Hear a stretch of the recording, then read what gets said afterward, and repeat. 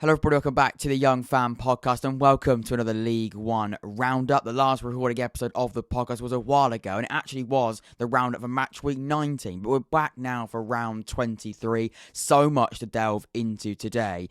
And there is a reason why I'm doing it. There's multiple reasons why I'm doing it, but the big one really is we don't really know how long we're going to have football just at sort of our fingertips to delve and analyse, talk about and watch, really. And that's the sour reality of it. We are heading in at the moment in the UK to a time of real uncertainty, especially when it comes to football, sport and events like this. Of course, the health of people, like I keep saying, is the most important thing, and football is just a minuscule part of what the real problem is and what we really need to focus on, of course. But it does mean sacrifices are going to have to be made, and it looks like football at the moment is looking like it might be one that has to sort of just take a back seat.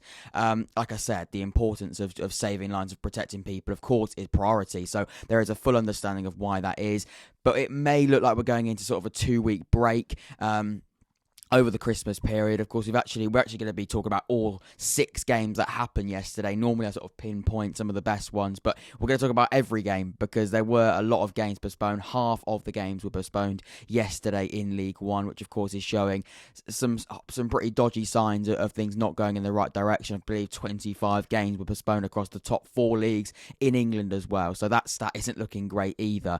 So yeah, I'm doing this because of course I love doing the roundups. I like talking to the lots of different fans across League One. I'm lucky that I've sort of built a platform where I've got quite a few different fans from a lot of League One clubs watching the podcast.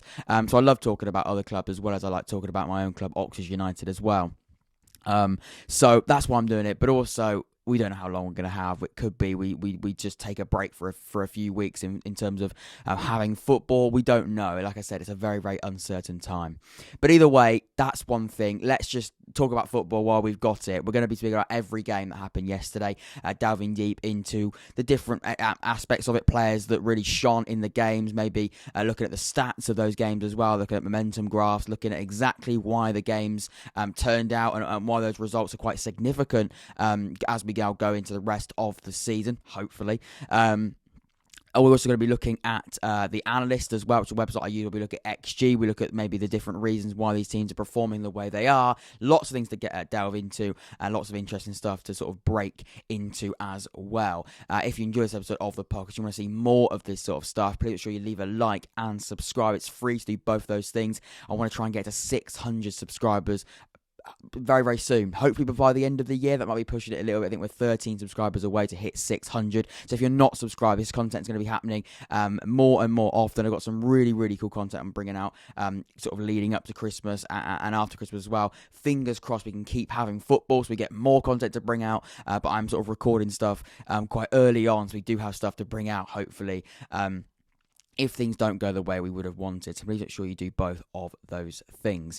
Without further ado, let's crack on with it. We're going to start off with Cambridge United against Rotherham United. So I'll bring you over to this screen here. This is the Sofa Score screen. This is a website that I use to sort of delve deep into these games. I use it quite a lot. It shows the formations. It brings some very, very good stats. We'll also look at the player statistics in the game as well, which we'll look at. You can see there, Daniel Balaza is someone that really, really stood out. And we'll be delving and looking into him in more detail in just a second. But first of all, I want to have a look at this momentum graph here. This is a momentum graph. It really just shows the offensive attacking play of both of these. So as you can see, Cambridge in the green and Rotherham in the blue. And by looking at it just at face value, it does seem quite an even game. I mean, you can look at the quality of chances that Rotherham had compared to Cambridge by the higher of the bar, or the longer the bar, should I say. And you can see that Rotherham, when they did have their chances, they generally were quite significant in them. You can see they had quite a few patches and quite large patches in the game as well. And when Rotherham did attack, they looked to attack in quite a substantial manner. I want to look at Cambridge United. They had a bit of a chance in that first half, but I'm looking at those sort of peaks in that first half. It is quite equal. I'm going to be honest. The first sort of moments up until you probably say about the half an hour mark, they both had big chances in the game. It sort of settled out before half time. It sort of settled out equally. Rotherham had a bit early on in that second half, and then obviously Rotherham got that goal. in the 66th minute. But looking at it there, it doesn't look like Rotherham dominated the game. It doesn't look like Cambridge United were outplayed offensively. It looks like both of them did have their spells in the game. Rotherham may have had more and they got their goal and they took their chance. But generally, it looks like both sides did have moments in the game in which they could have been quite positive. I want to look also at these average ratings down here. So this is the general team average rating. It did look like Cambridge United didn't have as good general average rating as Rotherham. It looked like Rotherham generally had the better quality in terms of players and individual players.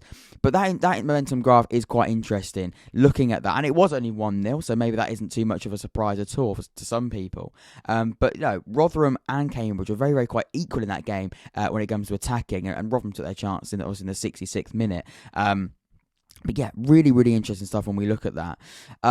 Also looking at the way that both teams set up as well, Cambridge went in sort of quite a, I'd say not a basic, but a quite usual formation, quite a common formation in the modern game now with the 4-2-3-1, the two midfielders in front of that back four, and then quite a well-structured, very quite simple left winger, right winger, and sort of number 10 role in Adam May, and then just behind John Ironside who's leading the line. You can sort of see that quite well-structured side. Interesting to point out as well, those two centre-backs got some pretty high average ratings instead of the goalkeeper as well. So that does suggest that there may have been some pressure on those players, which does suggest that Rotherham definitely did like to attack them quite often, and it did have to use their centre-backs, and they had to be at the top of their game as well. Interesting, the goalkeeper got the highest SofaScore rating and actually got man of the match for Cambridge. But one player I want to highlight straight away, this lad here, Daniel Balaza, I can't pronounce the name. I'm not very good at pronouncing names. But this man here looks like he's had a great game, doesn't he? An average rating of 8.2. He got the goal, but those accurate passes there are 73%. He won 4 out of 4 of his duels. He won 2 out of 3 of his aerial duels as well. So winning all of his ground duels, pretty much only missing 1 of his aerial duels. He looked like he had a fantastic game. You can see there he looked like he had a phenomenal game, and you can see there his average position. He was really all over the shop in that midfield, really doing quite well. Offensively, he's working his way up the pitch as well, so you can see in that sort of that right hand side going forward, but he also played a little bit deeper in that role as well, so he wasn't really playing either on the left or the right. It looked like when he was attacking, you can see there that's Rotherham attacking from right to left, but you can see there that when he went forward, he used that right hand side quite well. When he was defending in that more defensive role, you can see he's playing sort of more almost on that left hand side, a little bit deeper there. But you can see he had a fantastic game. He got the goal, and you can see that as well that he was quite a significant part of Rotherham's attack and also defence as well, playing in that sort of holding midfield role in there. And I've watched Rotherham play this season. They do generally set up fantastically well. And I watched Balaza play in the game when he played against Oxford. We drew the game 0-0. The way they set up is fantastic. And it's a very, very unique way of setting up. But it works really, really well. You've got your 3, but then sort of he can sit in and play a little bit deeper as a defensive player if they need to. Daniel Balaza can. And he can sit in there as a 4 that can change very quickly to a 4. Sometimes they don't even need to do that. Sometimes he can say going forward and they can bring those fullbacks back down to play as wing backs. So you can see how flexible they can play, and also by them having 3 centre backs or 3 defenders, if you like, or 1 alone centre back that allows them to play more players in that offensive play, and that's why they look really, really well. When we look at the analyst screen here, their XG is 28.1. They've got the highest XG in the league. You can see why that is, because they can commit players forward by playing less players defensively. They rely on the quality they've got defensively, and because they can rely and trust that, they can commit more players going forward, and that's why their XG is so good. We look at their shots as well. They've got the highest shots in the league, the highest XG in the league. Haven't got the most goals in the league, but certainly still up there. You can see their set plays as well. Highest set play XG, the highest second highest set play goals, but joint top, both with 14 with Fleetwood Town. You can see going forward, offensively, their XG is fantastic. And you can see that by them, like I said, trusting that they don't need as many defenders back, they can certainly attack and commit players going forward. You can see they're reaping the benefits of that and really seeing the rewards, because you can see how fantastic they look going forward and their expected goals for. But that's my roundup really of Cambridge United against Rotherham United. A fascinating game. Rotherham do win 1-0. They're current league leaders to come down here at top of the league. Fantastic form. 2 points clear now of Wigan. They do have a game on Wigan. But generally, they look very, very good. We know how good Rotherham have been this season. Cambridge United, they're down in 16th. They've lost both of their last 2 games. But they're still in the middle of the park. They're still fairly comfortable. You can see how tight it is. Only 3 points separate them and Ipswich are in 11th, so it's very, very tight. And for a team that's just been promoted into League One, I think Cambridge United will be happy to see where they are at Christmas. But yeah, that's that game. Let's move on to the next one. So the next game we're going to talk about, let's scroll down here. Let's talk about this one then. Oxford United against Wigan Athletic. I did do a match reaction of it on my Christmas special. I did yesterday, charity event, raising money for the Salvation Army charity. With some special guests on there. Oxford United's goalkeeper who's currently injured, Jack Stevens, or should I say ill, Jack Stevens. James Alcott, of course, very, very big YouTuber in the football content creating world. His podcast co-host, Flav Bateman as well. Also the presenter of the Fighting Cock podcast. We also had Jerome Sale, Nick Harris, both BBC Radio Oxford presenters and broadcasters. So a really, really interesting Christmas special. If you haven't checked that out, amazing guests on there, raising money for charity. If you want to donate to that as well, I'll make sure I leave in the description, a donation link as well. Fantastic event. But we started off the Christmas special with discussing, as usual, a match reaction for Oxford United. And obviously yesterday, it maybe wasn't quite a special result, but it was a really, really fascinating performance. And like we've mentioned at the start as well, the COVID situation is unfortunately sort of really creeping into so many teams now, and Oxford United were no less, and they had that problems as well. 4 players tested positive for COVID in the last 48 hours, and it did mean that we had to see a change in the way that we played. We had to sort of really also see a way that we set up. The formation was slightly different. The substitutes were very, very different as well. Some key players missing out. And if you'd have told me some key players, who were the most key players, should I say, in Oxford United's side this season, I'd say Herbie Kane. I'd probably say Cameron Brannigan, and both of them were missing as long with others as well. And also injury was another issue. I think it was 11 first-team players out with injuries or COVID. So there was going to have to be a change. There was going to have to be a change. We had suspension as well. So lots of different factors sort of influenced the way that Oxford United sort of had to play and had to set up in this game. But you can see straight away, let's talk about the momentum graph. There were 5 goals in the game. It was a real thriller, a really, really good game of football. But let's speak about the momentum graph for attacking straight away. You can see both teams had real spikes in the game, but Oxford United were quite dominant generally in the game, very, very dominant through this game. When Wigan attacked, they generally scored, and that was obviously that's why Wigan are a fantastic side. That's why they are where they are, because they're clinical. Talk about how many goals they've scored late on in games in League One as well. They've scored probably the most in the league, I think it is, in the last 10 minutes. That's why they've got, and the reason for that is because they've got fantastic strength in depth.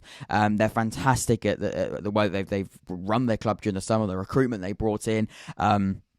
And they brought in some fantastic players in so many different positions, and it allowed them to bring players on and bring quality in those positions on. And that's where they're scoring late goals, because they got fresh legs to bring off the bench, and it was no different yesterday. We were very, very good. Went 2-0 down in the game. You can see here, 2-0 down, and then very, very quickly after that second goal, we did get a goal back to make it 2-1. It was game on. Then that second half, we started the second half really, really well, getting our goal. And then at 2-2, the game almost became sort of nothing then until about the 80th minute, or should I say the 86th minute, when James McClean scored. It felt quite slow. Nothing really happened, really, ever since we sort of got that equalising goal. The game went quite dead, and then Wigan sort of came out and scored that winning goal in the 86th minute, which was very, very disappointing from an Oxford perspective.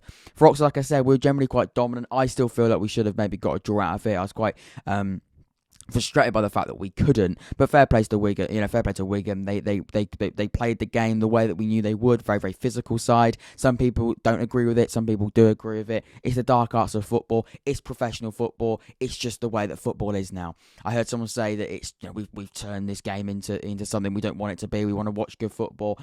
ultimately, you've got to win games of football, and Oxford United have done it this season. So many teams have done it this season. Of course, we want to see good football. It is an entertainment business. I 100% get that. But at the same time, Oxford United, we're lucky we've got a manager under Carl Robinson that plays good football and has intentions to play some really good football. And it's only been this season when we've seen the dark arts and the game management creep into our play. But it's something you've got to do. If you want to be successful in League One, you've got to do it. Wigan are fantastic at it. Wycombe are fantastic at it. Rotherham can do it. And what's the key thing with all of that? And what's the real pattern I see in those teams? They're all very, very high up in the league. Plymouth did it as well. These are teams that are very, very good at it, and clearly they're doing fantastically well, because you look where they are on the league table, they're high up, and that's something we've got to look at.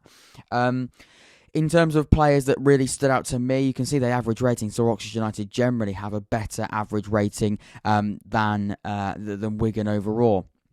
A player for me that stood out yesterday, I was really, really impressed in, was Mark Sykes. I know he got the SofaScore rating, but I'm looking at players that I was really, really impressed with. Mark Sykes was one of them. Fantastic at those ground duels. Didn't win his aerial duels, but that's not what we need him for.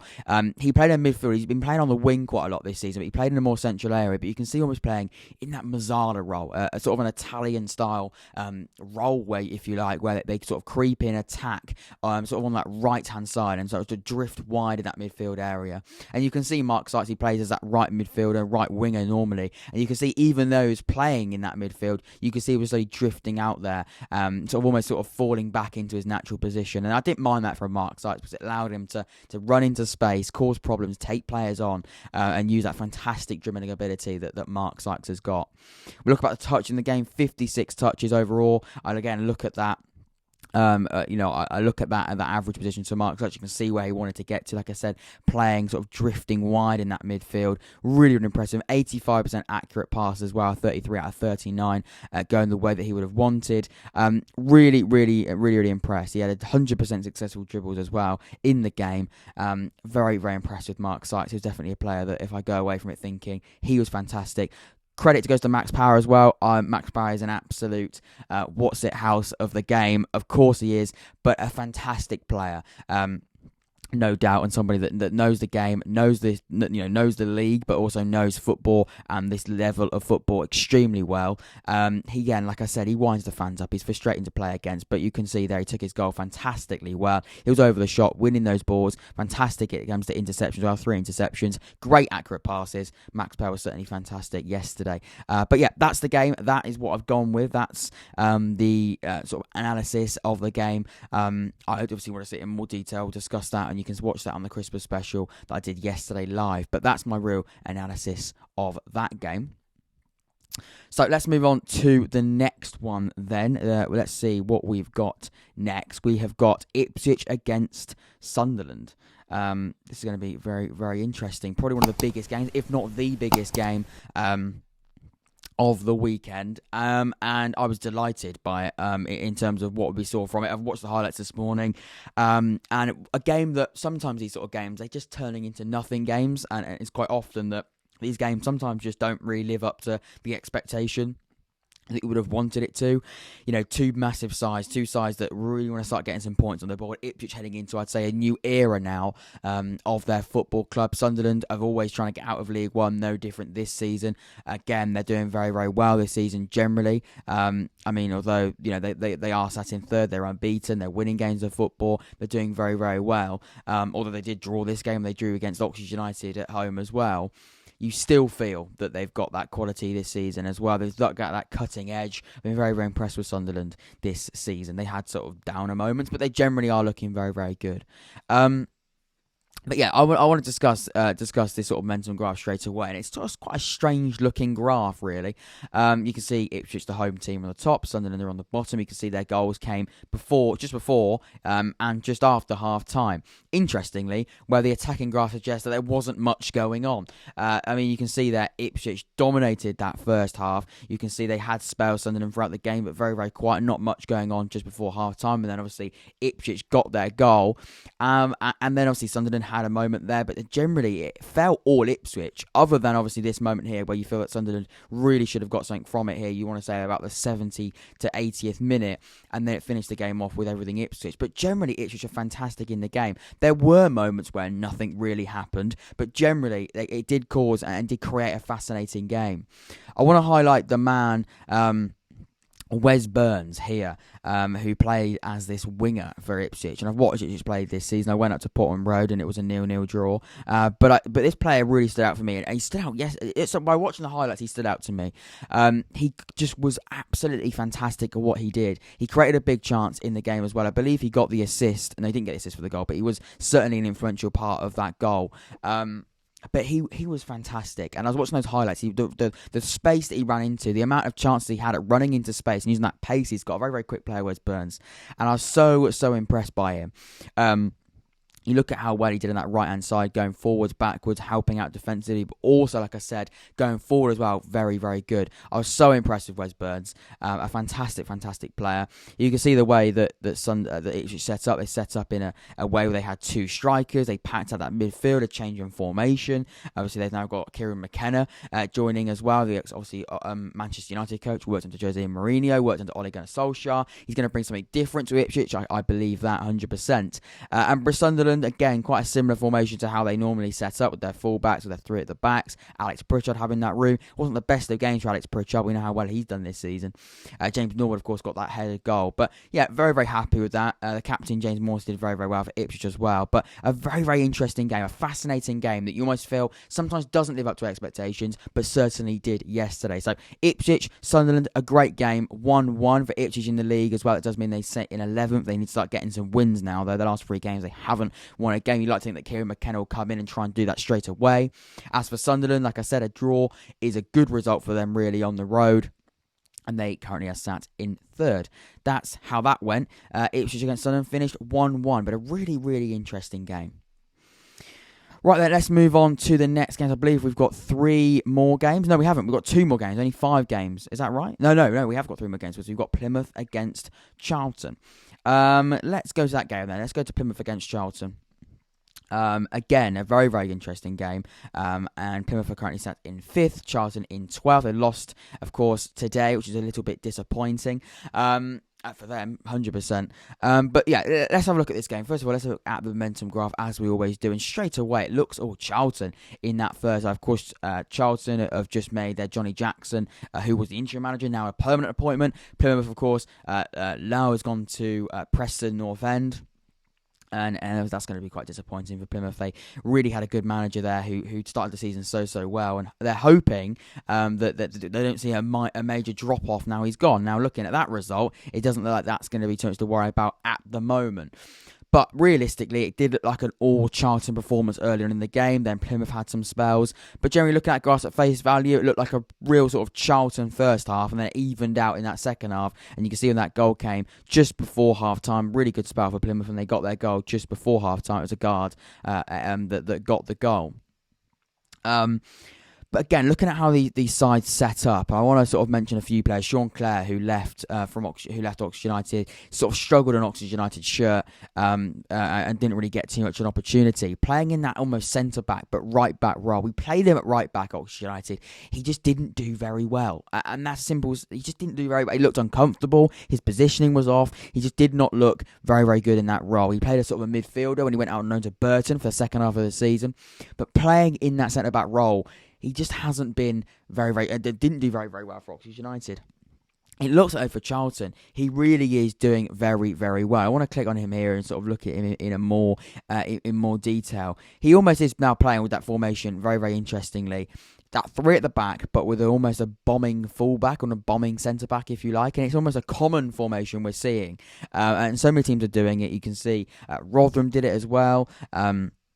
You can see even Plymouth do it. You know, it's very, very common that this happens. And I'm seeing it quite a lot by a lot of teams. But you can see he had a great game. 66 touches in there as well. Very, very good pass accuracy. He did very, very well with those duels as well. You can see he won all of his ground duels. You can see his crossing wasn't great, but his long balls weren't also that great. But you can see he attempted quite a few of them as well. He did 5 tackles, which was very, very good as well, and 2 interceptions. So defensively, he looked very, very well. But you can see that fantastic way that they set up. They didn't get the result yesterday. They didn't win the game, and they will be disappointed by that.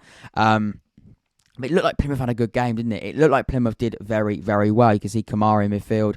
Let's refresh there. Didn't mean to do that. You can see Kamara did fantastically well. We'll watch him against Oxford. He was phenomenal. He got the goal. He got the goal again yesterday as well, should I say, just before half-time. He's fantastic. 91 accurate passes in the game as well. 2 key passes, 1 big chance created. Kamara is fantastic. He's done fantastically well so far this season. He was pivotal in the game yesterday, and he's been pivotal for Plymouth so far this season. But yeah, that's Plymouth Argyle against Charlton Athletic. It finishes Plymouth 1, Charlton 0. Like I said, in the league, Plymouth are in 5th.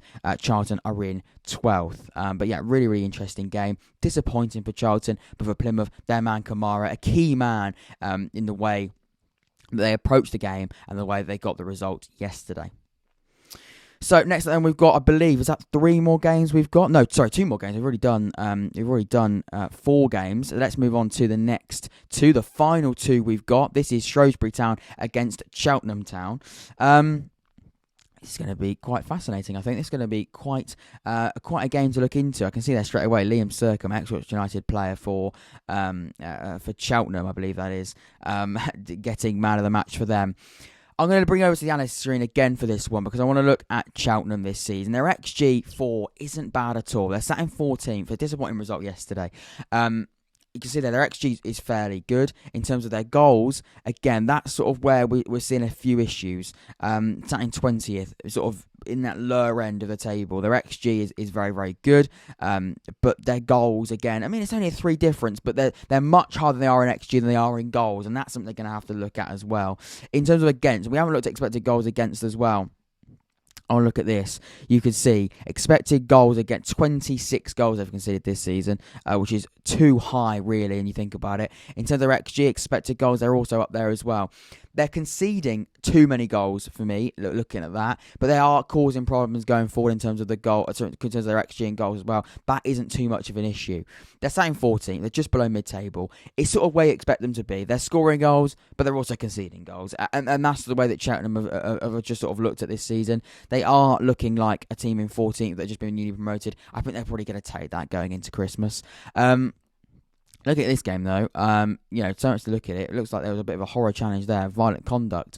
Tom Bloxham, their striker, getting sent off. But it didn't stop them. They won the game, of course, 3-1 Shrewsbury. Look at that momentum graph. That is a fascinating graph. But I've just mentioned there the analyst about them scoring goals and creating chances. I mean, that looks all Cheltenham, doesn't it? It looks all Cheltenham. And it looks like, really looking at that Shrewsbury just really took their chances. You can see where they had spells, they scored goals. 1 peak there, 1 massive peak there, 1 peak there. Every time they caused problems, every time they attacked in the game, Shrewsbury Town, and had big chances, they scored a goal. And that is what is going to make a good team. That's what's going to make a clinical team in this league.